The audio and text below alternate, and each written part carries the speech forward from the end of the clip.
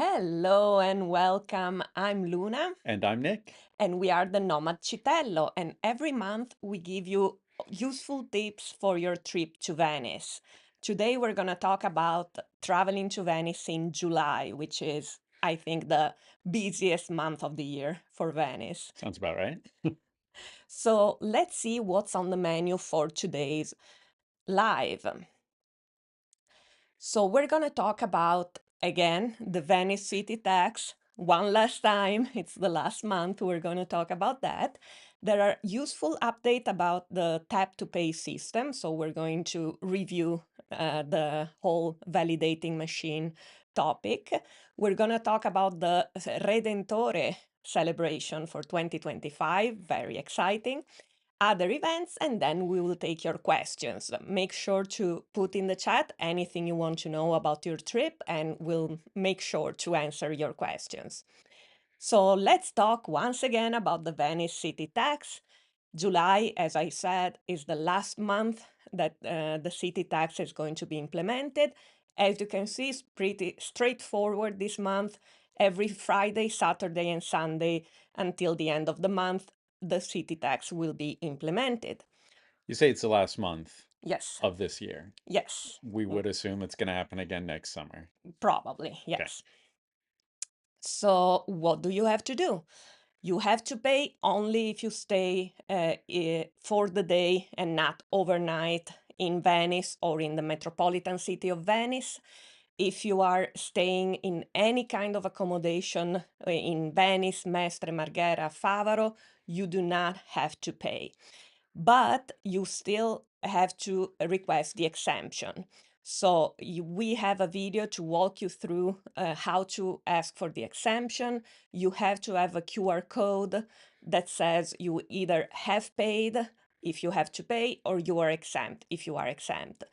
And if you do have to pay, it's going to be €5 per person until 4 days before your visit, €10 if you buy the tax on the day you're visiting or up to 3 days before. There will be checkpoints, there will be inspections around the city, so make sure you are up to date with your city tax.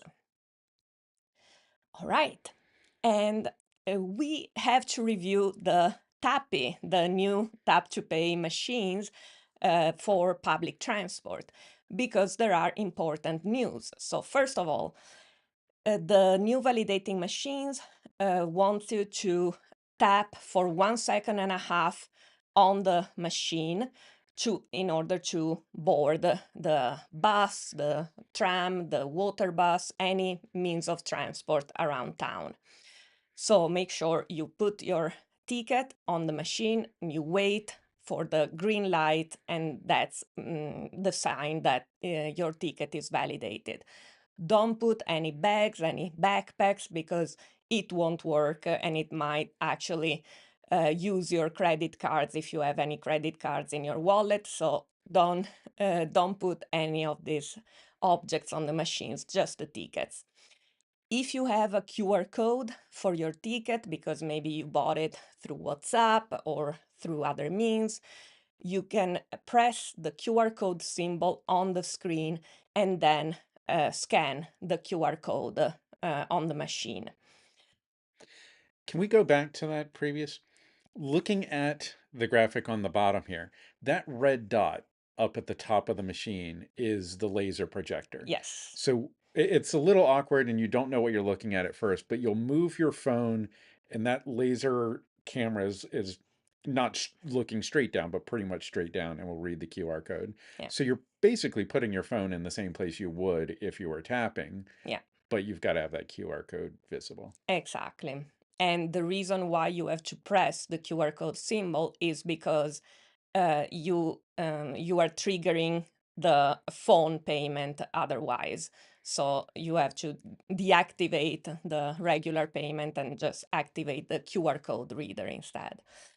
And in this format with these tickets, Unfortunately, you can pay for one ticket per each passenger. You cannot pay for multiple people with the same ticket yet. They keep saying it's coming soon as a function. It's not coming soon enough.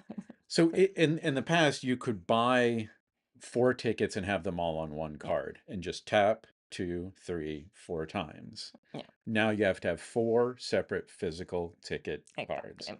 Yeah. But you can also pay with your devices. In fact, you can pay with your card, with your phone, with your watch, and just putting your device on the machine will automatically charge a ride. Now, first of all, there is the rule of tap in and tap out that is only mandatory on buses and tram because the water bus has a fixed fare that doesn't change whether you take one line or another. So you don't have to tap out when you take the water bus. Very important because you risk being charged twice if you try to tap again at the end of your ride. Of course, you have to use always the same device, so make sure your phone is charged if you're using your phone. If you're using a card, you use always the same card, etc. In this case, you can pay for up to 5 people with the same device. So you have 1 minute to tap in up to 5 people. Of course, you have to travel together because in case of an inspection, you have to show and prove that you have paid for all the people traveling with you.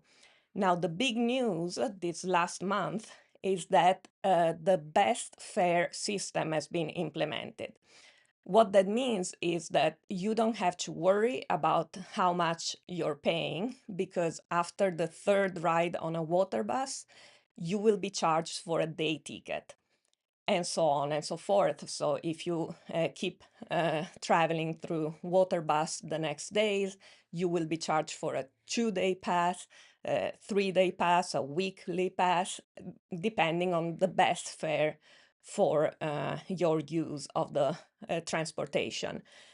Now, I must say that you will be charged a couple of days after tapping on the machine. And this is in general how it works. So if you're nervous, like I would be, about how much I'm going to be charged, maybe it's the best option is to buy a physical ticket instead and not use your device. But just know that it's normal, even if you're using the credit card, the phone, the watch, whatever. You will be charged, and you will see the charge on your statement a couple of days later. I think you may see temporary charges that may not be accurate to what Yeah, the final charge would be exactly. until it is the final charge. So if you trust the best fare system, go ahead and use it. If you're a little skeptical or nervous, you can still buy physical tickets and know how much you're gonna pay. So I have 2 questions. Yes, If you tap in for 5 people yes. with one card, Mhm. do you have to tap out 5 times? If you're on the bus or the tram, yes. Okay.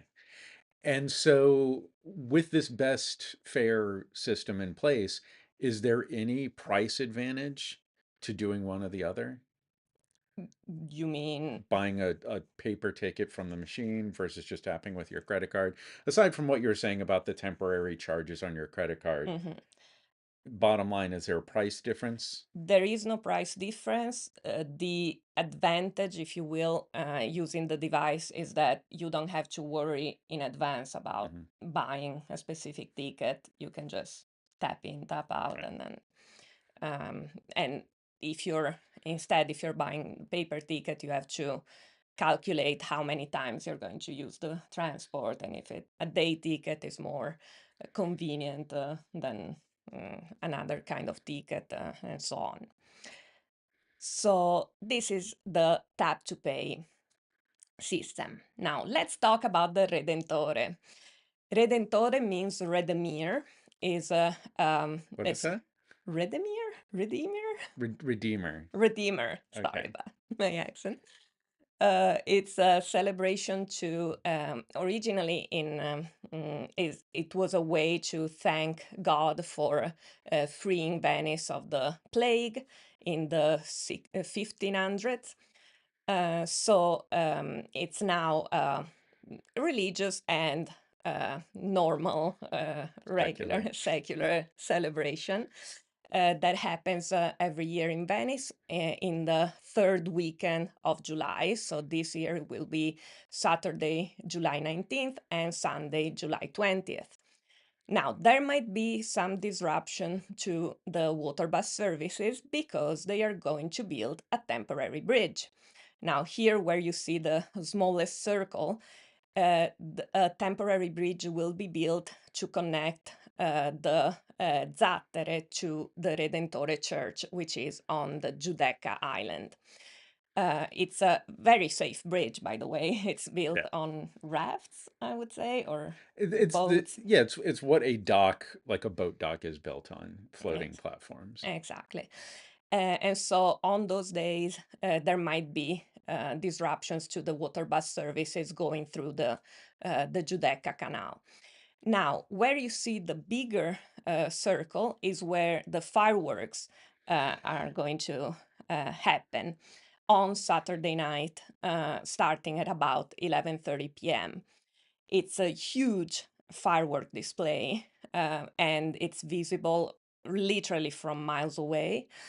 The best option to watch for me is to reserve a table at one of the many restaurants on the Giudecca Island before and after the Redentore Church, because they arrange tables on the canal with a view of the fireworks display, with usually a fixed menu where you enjoy some typical food throughout the night, and then you enjoy the fireworks display. Now, keep in mind that the temporary bridge will be accessible usually until 8 p.m. on the Saturday night, so make your plans accordingly, because after that, it won't be possible to reach the Giudecca Island because literally the whole canal will be full of boats, of locals that will wait for the fireworks display that night. Now, there are tour operators and travel agencies that organize Redentore themed tours, parties. Make sure you look at the route, the itinerary very carefully, because they can say it's a boat tour to watch the fireworks, but it could literally be miles away. As I said, the fireworks are visible very far away.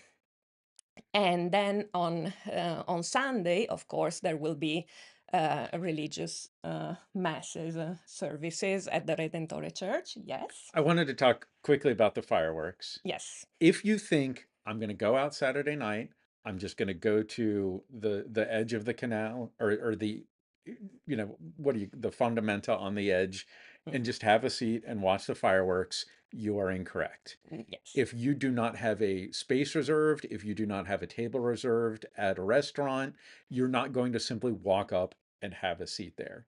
Mhm. You could probably stand in a crowd, several On the paces back bridge. from the edge, Yeah.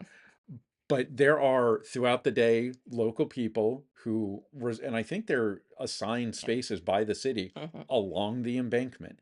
Every, I was going to say inch, every centimeter of space along the embankment is reserved. Yeah. And if you don't have a reservation, you're not just walking up and having a seat. Mhm. And same all around town, really.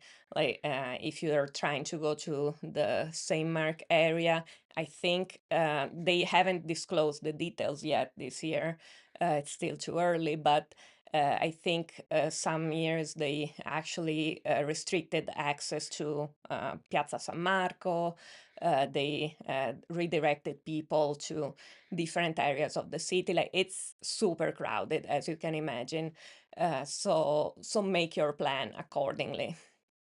And as I was saying, there will be religious services on Sunday during the day at the Redentore Church, but also there will be rowing races on Sunday afternoon. So if you are in the area of the Giudecca Island and the Giudecca Canal, enjoy the rowing races in this beautiful area. Okay, so that's for the Redentore, and there are other events. The concert season is opening in Piazza San Marco, so there will be Casanova Opera Pop on July 5th. Patti Smith is going to play on July 7th. La Fenice Theatre is going to play on July 12th. And Ludovico Einaudi is going to play on July 13th. Let's clarify this La Fenice. La Fenice is a theater in Venice, a Yeah, very well-known theater. So you're with saying the the theater orchestra. company, the orchestra from Yeah, La Fenice will yeah. play a show in Piazza San Mhm. Marco. Okay. These are all ticketed events, I'm Yes, sure. they are all ticketed. So if you're lucky, you could find still some tickets for some of these events. But most importantly, keep in mind that there will be stage assembly during the Construction. day. Yeah, on those days, there could be some limitations to access Piazza San Marco during the evening on the nights of these events. Well, I think you're minimizing a little bit. If Yeah. you're in Venice on July 7th and you think, oh, at night I'll go walk around Piazza San Marco, you are incorrect. You, I'm not going to say the entire area is closed, but most of the area is just blocked off unless you have tickets Yeah, yeah, for the show. that's correct. Yeah. Uh, I think you should be able up to a certain time during the day to walk to through Piazza San Marco to go to the basin, to the Yeah. gardens, etc. But after a certain point, only ticketed people can go through. So keep in mind these possible disruptions. And actually, if you watch our latest video about the public restrooms in Venice, we walk through Piazza San Marco when they were assembling That's right. Yeah. the stage, so you can have an idea of how that works. And get an idea that we shot some of that footage a year ago. Exactly. And then another possible activity that you can have in Venice in this month is a visit to the Lazzaretto Nuovo Island. The Lazzaretto Nuovo is an island in the lagoon of Venice where, because we spoke about the plague, they used to store goods like a customs island to make sure that they were quarantining goods before bringing them into the city. And then when the plague arrived, people were hospitalized there and quarantining there before, before being released into the city. And so it's rumored to be haunted by ghosts of people who died there.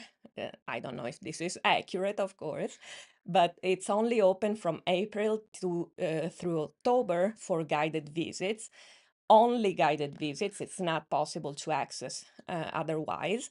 And the visits in English happen every Saturday at 11 a.m. You can book within the Thursday before the Saturday you want to visit via email. You can find all the details in the description of the video. And it could be a beautiful experience to visit an island that is normally not accessible to the public. Okay, now on for the questions. If you have any questions, put them in the chat. We received some questions in the past few weeks. First of all, is it hot? Yes, it is. Next question. Just to give you an idea, we are in the middle of June and the temperatures are around 80s or 90s Fahrenheit, so 30, 35 Celsius.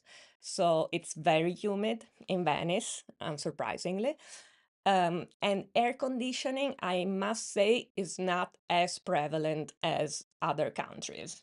and the buildings are mostly very old, so it's complicated to install air conditioning. Sometimes it's a gamble to find air conditioning in Venice. So be prepared. Mosquitoes love Venice, by the way, and they love biting me if I am in Venice. So be prepared for very hot and humid conditions. And then I have friends from Argentina, for example, who didn't suffer the heat at all because they said Buenos Aires is much worse. So who knows? Maybe you are used to a much hotter climate in that sense. Then, is water safe to drink? Yes, it is. We don't directly take the water from the canals like some people think.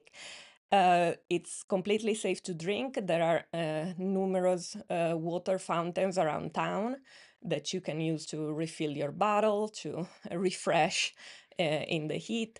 So, yes, water is absolutely safe to drink from the tap everywhere in Venice. On that note, ice is not as prevalent. I was going to bring that up, and it ties together air conditioning and drinking water. Yeah, as an American, it is difficult to find just to get a glass of water with ice. Yeah, Often they'll give it to you if you ask for it. Sometimes they won't. yeah, Sometimes they don't have the ice available. yeah, literally. So be prepared for that. Yeah. And then something that came up in the last couple of days, and it's actually about June rather than July. Jeff Bezos is going to get married in Venice. I mean, the plan is for him to dock his yacht in Venice. I'm not sure where, and have all the celebrations on board of the yacht. People in Venice are not necessarily the happiest about that, so they are organizing protests about that. It's going to happen around the 24th, 26th of June, if I'm correct. But what impact does that have on you visiting Venice? Not really much impact. Even if there are protests, they are usually very limited in space and time. So you will probably not notice any disruptions at all.